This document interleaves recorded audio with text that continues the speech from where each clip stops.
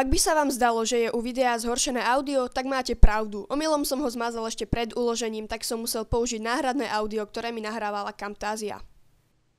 Čau ľudia, ja som Aprbu a vítam vás pri vyhodnotení vianočnej súťaže o autá na GTA San Andreas serveri Craftio Pažba.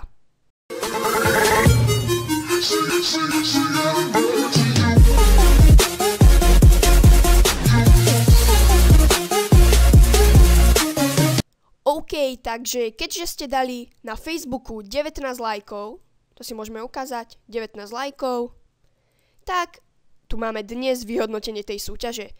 Je 12.12.2016. Keď si dáme do kalkulačky 31 minus 19, koľko tam je lajkov, tak nám vyjde 12, takže dnes tu máme vyhodnotenie tej súťaže. Takže zapojilo sa vás celkom do súťaže 48. To tu môžeme vidieť, ja som si tu postupne písal tieto niky a ku každému dal jedno číslo. A potom som tie niky nejako zoradil, nejak random som ich zoradil, aby to nebolo tak, že každý má číslo podľa toho, koľkatý napísal ten komentár. Takže toto ešte nebude poradie celkové, toto je len také poradie. Vy to budete mať teraz napísané už na obrazovke celý čas. A iba tak som si to tu usporiadal. Random, hej? V tej nie aplikácii, ale na webe.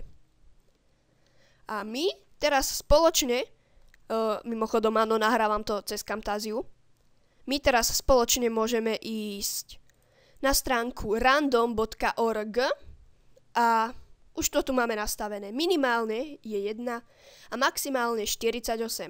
Keď dám teraz generate, tak sa nám vygeneruje random číslo a potom, keď sa nám vygeneruje, dajme tomu 23, tak prijeme sem a nájdeme si číslo 23. 23 Helix akurát, tak Helix by bol na 5. mieste. OK, takže môžeme ísť na to. Ideme. Kto je na 5. mieste? Takže chvíľka napätia. A na 5. mieste je Lubos alebo Luboš. Každopádne vyhrávaš ZR 350 a uži si tú výhru. OK, a my môžeme ísť na 4. miesto. Takže ďalšia chvíľka napätia.